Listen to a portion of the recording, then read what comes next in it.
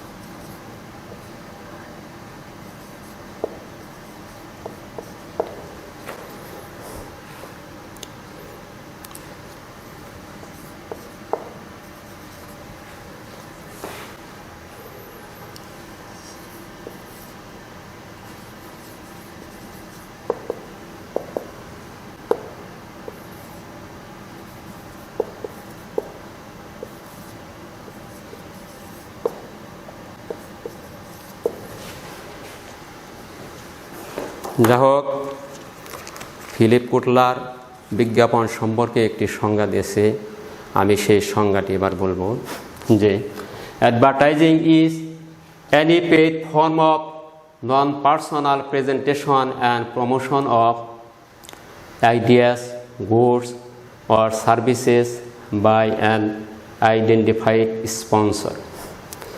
অর্থাৎ নির্দিষ্ট উদ্যোক্তা কর্তৃক অর্থের মাধ্যমে কোনো পণ্য, সেবা বা ধারণা সম্পর্কিত যে প্রচার ও প্রচারণা, সেটাকে বলা হবে কি? বিজ্ঞাপন। অর্থাৎ তাহলে আমি দেখলাম যে বিজ্ঞাপন দিতে হলে নির্দিষ্ট একটা উদ্যোক্তা লাগবে, সেখানে অর্থ ব্যয় করিতে হবে। হ্যাঁ, অর্থ ব্যয় ছাড়া কখনো কি করা যাবে না? বিজ্ঞাপন করা যাবে না। আর আরেকটা কথা হলো যে বিজ্ঞাপন দিতে হলে অবশ্যই বিজ্ঞাপনটা কি হতে হবে? মুদ্রিত আকারে বিজ্ঞাপনের বিষয়গুলা উপস্থাপন করিতে হবে। এখন আমি যদি এই ফিলিপ কুটলারের সংজ্ঞাটাই যদি বিশ্লেষণ করি, তাহলে দেখা যায় যে বিজ্ঞাপনের মধ্যে কতগুলো বৈশিষ্ট্য পরিলক্ষিত হয়। এক, নৈবৃত্তিক উপস্থাপনা। নৈবৃত্তিক উপস্থাপনা বলতে কি বুঝি? আসলে বিজ্ঞাপন, যিনি বিজ্ঞাপন দিবেন অর্থাৎ উৎপাদক বা উদ্যোক্তাকে যখন বিজ্ঞাপন দিবে তখন সে ক্রেতার সামনে বা ভোক্তার সামনে কখনো কি হবে না? উপস্থিত হবে না, যেটাকে বলা হয়েছে কি? নৈবৃত্তিক উপস্থাপনা। অর্থাৎ ব্যক্তির সাথে, অর্থাৎ উৎপাদকের সাথে বা উদ্যোক্তার সাথে এখানে ক্রেতার সামনাসামনি কোনো উপস্থিতি থাকবে না। নাম্বার 2, অর্থ প্রদত্ত। আমি যখনই কোনো বিজ্ঞাপন, কোনো পণ্য বা সেবার বিজ্ঞাপন দেব, তখন আমাকে পর্যাপ্ত পরিমাণে অর্থ ব্যয় করতে হবে। যেমন একটা এক্সাম্পলের সাহায্যে আগে বলেছি যে আমি একজন সুপার স্টারের সাহায্যে আমার পণ্য বা সেবার বিজ্ঞাপন দেব, সেক্ষেত্রে সেই সুপার স্টারকে বা বিজ্ঞাপন সংস্থাকে প্রচুর পরিমাণ অর্থ দিতে হবে। কিন্তু যা হোক, বিভিন্ন গবেষণায় দেখা গেছে যে কোনো পণ্য বা সেবা যখনই বিপণন করা হয়, সেই বিপণন করতে গেলে টোটাল যে খরচ বা কষ্ট হয়, তার ম্যাক্সিমাম কষ্টটা হয়ে থাকে বিজ্ঞাপনের জন্য। এজন্য বিজ্ঞাপনকে বলা হয়েছে একটা অর্থ প্রদত্ত মাধ্যম। গণ উপস্থাপনা। আর বিজ্ঞাপনের আরেকটা বৈশিষ্ট্য হলো যে এটা সবার জন্য উপস্থাপন করা হয়, নির্দিষ্ট কোনো গোষ্ঠীর জন্য, নির্দিষ্ট কোনো জনসংখ্যার জন্য বা নির্দিষ্ট কোনো ক্রেতার জন্য এটা উপস্থাপন করা হয় না। এটা সকলের জন্য কি করা হয়? উপস্থাপন করা হয়। যেমন আমরা রেডিওতে বা টিভিতে বা পত্রিকায় যখন কোনো অ্যাড দিয়ে থাকি, তখন কিন্তু সেটা সকলে সেটা শুনে। এখানে কিন্তু কোনো গোষ্ঠীর জন্য, কোনো এক শ্রেণীর লোকের জন্য সেটা কি করা হয় না? বিজ্ঞাপনটা দেওয়া হয় না। এই জন্য বিজ্ঞাপনকে বলা হয়েছে এটা একটা গণ উপস্থাপনা। 4, পুনরাবৃত্তি। যখন কোনো কোম্পানি বা উদ্যোক্তা কোনো বিজ্ঞাপন দেয়, বিজ্ঞাপনটা শুধু একবারই দেয় না, বিজ্ঞাপনটা সে বারবার কিন্তু দিতে থাকে। কিন্তু ফলে বারবার দিতে দিতে ক্রেতাদের মাঝে, ক্রেতারা অনেক সময় বিরক্ত হয়ে যায়। অনেক সময় দেখা যায় ক্রেতা সেই বিজ্ঞাপনটা বন্ধ করে দেয়। আবার অনেক সময় সে কথাগুলো শুনতেও চায় না, কিন্তু এক পর্যায়ে সে শুনতে শুনতে ভাবে যে দেখি কোম্পানিটা কি বলেছে, বিজ্ঞাপনে কি বিষয় উপস্থাপন করেছে। পরবর্তীতে ক্রেতারা দেখা যায় যে ওই কোম্পানি পণ্য বা সেবা ক্রয়ের জন্য তারা কি হয়? ব্যতিব্যস্ত হয়ে পড়ে। 5 নম্বর, চিহ্নিত উদ্যোক্তা। বিজ্ঞাপনের আরেকটা অন্যতম বৈশিষ্ট্য হলো যে বা যিনি কোনো পণ্য বা সেবার জন্য বা প্রতিষ্ঠানের জন্য পক্ষ থেকে বিজ্ঞাপন দিবে, তখন ওই প্রতিষ্ঠানের নাম কি থাকবে? সেখানে লেখা থাকবে। কিন্তু আমি ইতিপূর্বে বলেছি যে এক্স একটা কোম্পানি তার পণ্য বা সেবার জন্য কি দিবে? বিজ্ঞাপন দিবে। অর্থাৎ যখন যারা যে বিজ্ঞাপন প্রচার করবে, তখন সেখানে কোন কোম্পানির বিজ্ঞাপন সেটা অবশ্যই কি থাকবে? লেখা থাকবে। 6, একমুখী যোগাযোগ। বিজ্ঞাপনের আরেকটা বৈশিষ্ট্য হলো যে একমুখী যোগাযোগ ব্যবস্থা। অর্থাৎ কোম্পানিগুলো যখন পার্সোনাল সেলিং বা অন্য কোনো মাধ্যমে পণ্য বিক্রির জন্য ক্রেতাদের সাথে যোগাযোগ করে, সেখানে হয়তো দ্বিপক্ষ বা 3টা পক্ষর একটা সুযোগ আছে। কিন্তু বিজ্ঞাপনের ক্ষেত্রে এখানে আরেকটা পক্ষ সামনাসামনি করার কোনো সুযোগ নাই। কারণ এখানে বিজ্ঞাপনদাতা শুধু বিজ্ঞাপন সে রেডিওতে, টিভিতে বা অন্য কোনো পত্রিকার মাধ্যমে প্রচার করবেই। এখানে সম্ভাব্য ক্রেতা তারা ইচ্ছা গেলে এটা শুনতেও পারে, নাও শুনতে পারে। অর্থাৎ পার্সোনাল সেলিং যখন করা হয় সামনাসামনি ক্রেতার দিক থেকে একটা রেসপন্স পাওয়া যায়, কিন্তু বিজ্ঞাপনের ক্ষেত্রে সামনাসামনি এরকম কোনো রেসপন্স বা সাড়া পাওয়া যায় না। 7, সম্প্রসারিত অভিব্যক্তি। বিজ্ঞাপনটা আসলে বিভিন্ন মাধ্যমে দেওয়া হয়। এই বিজ্ঞাপনের জন্য আসলে অনেকগুলা মাধ্যম আছে। এটা রেডিও আছে, পেপার বা পত্রিকা আছে, টেলিভিশন আছে, সাময়িকী আছে, ট্রানজিট আছে, বিজ্ঞাপন ফলক আছে, এরকম বিভিন্ন মাধ্যম আছে। এখন বিভিন্ন মাধ্যমের সাহায্যে বিজ্ঞাপনটা যত তাড়াতাড়িভাবে সম্প্রসারিত করা যায়, অন্য কোনোভাবে সেটা সম্প্রসারিত করা যায় না। এই জন্য বলা হয়েছে যে বিজ্ঞাপন একটা সম্প্রসারিত অভিব্যক্তি। তাহলে আমি এই বিজ্ঞাপনের বৈশিষ্ট্য বা উপরে এর আগে কিছু সংজ্ঞা নিয়ে আলোচনা করছি। তাহলে পরিশেষে আমি বিজ্ঞাপন সম্পর্কে কি বলতে পারি? তাহলে পরিশেষে আমি বলতে পারি যে নির্দিষ্ট উদ্যোক্তা কর্তৃক অর্থের বিনিময়ে কোনো পণ্য, সেবা বা প্রতিষ্ঠান সম্পর্কিত যে উপস্থাপনা করা হয় সেটা মুদ্রিত আকারে অথবা কোনো শব্দর মাধ্যমে বা শব্দমালার মাধ্যমে বা প্রতীকের মাধ্যমে জনগণকে যে আমি আমার পণ্য বা সেবা সম্পর্কে অবহিত করলাম, সেটাকে বলা হবে কি? বিজ্ঞাপন। এবার আমি প্রিয় শিক্ষার্থী তোমাদের মাঝে বিজ্ঞাপনের যে বহুল প্রচারিত এবং ব্যবহৃত কতগুলি মাধ্যম সে সম্পর্কে আমি কিছু আলোকপাত করব। অর্থাৎ বিজ্ঞাপনটা আমি কিভাবে দিব, বিজ্ঞাপন দেওয়ার যে বাহন, অর্থাৎ বিজ্ঞাপনটা যে বাহনের সাহায্যে দেওয়া হয় সেই বাহনকে বলা হয় বিজ্ঞাপনের মাধ্যম। সেটা রেডিও হইতে পারে, টিভি হইতে পারে, পেপার পত্রিকাও হইতে পারে, আবার আরও বিভিন্ন মাধ্যম হইতে পারে। এবার আমি তোমাদের সামনে সেই বিজ্ঞাপনে কয়েকটা মাধ্যম নিয়ে কথা বলবো। 1, সংবাদপত্র। বিজ্ঞাপনের বহুল প্রচারিত একটা মাধ্যম হলো সংবাদপত্র। এই সংবাদপত্র কি হইতে পারে? দৈনিক হইতে পারে, সাপ্তাহিক হইতে পারে বা পাক্ষিক, এরকম বিভিন্ন পত্র পত্রিকা হইতে পারে। এই পত্র পত্রিকার মাধ্যমে সম্ভাব্য বা বর্তমান ক্রেতাদেরকে পণ্য বা সেবা সম্পর্কে আমরা কি করতে পারি? অবহিত করতে পারি। তবে এই সংবাদপত্রের একটা সমস্যা হলো যে একমাত্র যে সমস্ত ক্রেতা বা ভোক্তা বা সম্ভাব্য ক্রেতা যারা শিক্ষিত, তারাই এই সংবাদপত্রের মাধ্যমে পণ্য বা সেবা সম্পর্কে অবহিত হতে পারে। অশিক্ষিত বা যারা পড়তে জানে না তাদের জন্য এটা খুবই সমস্যা।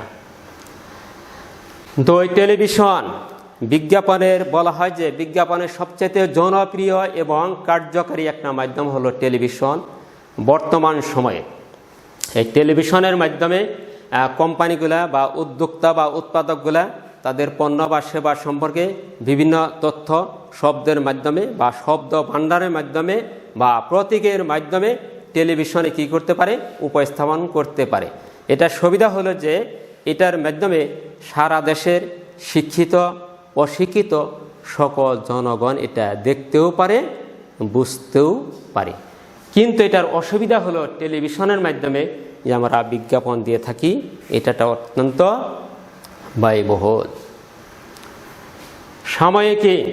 সাময়িকী হলো যে কোনো প্রতিষ্ঠান কর্তৃক বা উৎপাদক কর্তৃক এটা দৈনিক, সাপ্তাহিক বা পাক্ষিক যে প্রকাশনা কাগজে প্রকাশিত হয় সেটাকে বলা হবে কি? সাময়িকী। তবে যে সাময়িকীটা বের করা হয় এটা মোটা বা রঙিন কাগজে বের করা হয়, এটা অত্যন্ত ব্যয়বহুল।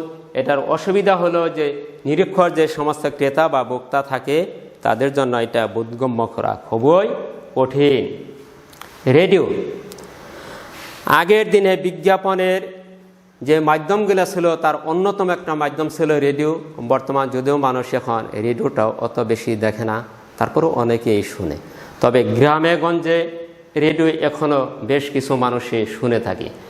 কিন্তু টেলিভিশনের মাধ্যমে মানুষ যেভাবে কোনো পণ্য বা সেবা সম্পর্কে অবহিত হইতে পারে, রেডিওর মাধ্যমে তেমন একটা অবগত হতে পারে না। রেডিওর মাধ্যমে হয়তো 1 বার 2 বার শুনতে পারে, এই শোনা থেকে তারা পণ্য বা সেবা সম্পর্কে অবহিত হতে পারে।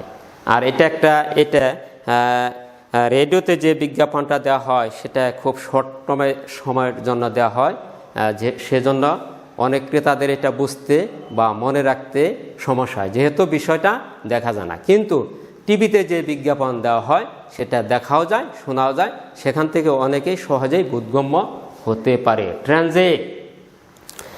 ট্রানজিট হলো যে ট্রানজিট বিভিন্ন নৌপথ, বিমানপথ বা সড়ক পথ যে আছে সেই পথে যে বিভিন্ন যান চলাচল করে, সেই যানগুলোর মাধ্যমেও কোম্পানিগুলা কি করে থাকে, বিজ্ঞাপন দিয়ে থাকে। অর্থাৎ কোম্পানি তার পণ্যের বিভিন্ন গুণাবলী বা বৈশিষ্ট্য সে বিশেষ করে সেই গাড়ির সামনে বা পিছনে কি করে সেইগুলো উপস্থাপন করে থাকে। ফলে সেখান থেকে ক্রেতা বা ভোক্তা কোন কোম্পানির পণ্য, কী ধরনের পণ্য সে সম্পর্কেও কি হতে পারে, অবহিত হতে পারে। প্রাচীরপত্র বিজ্ঞাপনের একটা অন্যতম মাধ্যম। আজকাল দেখা যায় যে যেখানে জনসমাগম বেশি, যেখানে লোকজনের সংখ্যা বেশি, সেখানে সাধারণত ছাপানো বা টাঙ্গানো থাকে এই প্রাচীরপত্র। এর মাধ্যমে জনগণ কোন পণ্যটি ক্রয় করবে সেখান থেকেও কি করতে পারে, প্রাচীরপত্রের মাধ্যমে বেছে নিতে পারে। বিজ্ঞাপনী ফলক, বিজ্ঞাপনে আরেকটা মাধ্যম হলো বিজ্ঞাপনী ফলক। সাধারণত কার্ডে বা স্থায়ীভাবে কোনো জায়গায় রাস্তার মোড়ে বা যেখানে জনসমাগম বেশি সেখানে এই বিজ্ঞাপনী ফলক থাকে। সেখানে কোনো পণ্যের বিভিন্ন বৈশিষ্ট্য বা গুণাবলী সেখানে উপস্থাপন করা থাকে। সেখান থেকে ক্রেতা বা ভোক্তা উক্ত পণ্য বা সেবা সম্পর্কে তারা ধারণা নিয়ে পরবর্তীতে একজন সম্ভাব্য ক্রেতা প্রকৃত ক্রেতায় রূপান্তর হতে পারে। আকাশ বিজ্ঞাপন, আজকাল দেখা যায় যে বড় বড় বা অনেক কোম্পানিগুলো এই আকাশ বিজ্ঞাপন অবলম্বন করে থাকে। কিভাবে দেয় সেটা প্লেনের মাধ্যমে অথবা বেলুনের ভিতর গ্যাস ভরে সেই বেলুনের গায়ে সেই পণ্যর সম্পর্কে বিভিন্ন তথ্য সম্বলিত থাকে। এটার একটা সমস্যা হলো যে গ্যাসের মাধ্যমে যে বিজ্ঞাপনটা দেওয়া হয় এটা অত্যন্ত ব্যয়বহুল বা এটা কী করতে পারে, পরিবেশকেও দূষণ করতে পারে। ইন্টারনেট ও ওয়েবসাইট বর্তমানে সবচাইতে কয়েকটা জনপ্রিয় মাধ্যমের একটা অন্যতম মাধ্যম হলো ইন্টারনেট ও ওয়েবসাইট। যেমন আজ আমরা ইন্টারনেট বা এই ওয়েবসাইটের মাধ্যমে অনলাইনের মাধ্যমে ক্লাস নিতেছি, তাই না? অনুরূপভাবে ইন্টারনেটের মাধ্যমে বিভিন্ন পণ্য বা সেবা কী দেওয়া হয়, বিজ্ঞাপন দেওয়া হয়। আর এই ইন্টারনেটের মাধ্যমে ক্রেতা বা ভোক্তা কোনো পণ্য বা সেবা কী দিয়ে থাকে, ফরমাইশ দিয়ে থাকে। অর্থাৎ ইন্টারনেটের মাধ্যমে ক্রয় বিক্রয় কার্যটি সম্পাদন করে থাকে। লিফলেট ও হ্যান্ডবিল যদি এগুলা আজকাল কম দেখা যায়, কিন্তু প্রাচীনকাল থেকে এগুলা চলে আসছে। তারপরও বিভিন্ন বড় বড় শহরগুলোতে রেল স্টেশন, বাস স্টেশন বা বিভিন্ন টার্মিনালে দেখা যায় যে কোম্পানিগুলা লিফলেটের মাধ্যমে তাদের পণ্য সংক্রান্ত বিভিন্ন তথ্যাবলী উপস্থাপন করে থাকে। যাক প্রিয় শিক্ষার্থীরা, আমি আজকে তোমাদের সামনে বিজ্ঞাপন সম্পর্কে যা বললাম, তোমরা আশা করি তোমরা এটা ক্লাসটা ফলো করবে, তোমাদের অনেক উপকার হবে। যে বিজ্ঞাপন কি, বিজ্ঞাপনের বৈশিষ্ট্য ও মাধ্যমগুলি তোমরা আশা করি সবাই ভালো করে পড়বে এবং দেখবে, তোমাদের অনেক কাজ আসবে। আজকের মতো আমি এখানেই ক্লাস শেষ করছি। সবাইকে ধন্যবাদ। আসসালামু আলাইকুম রহমতুল্লাহ।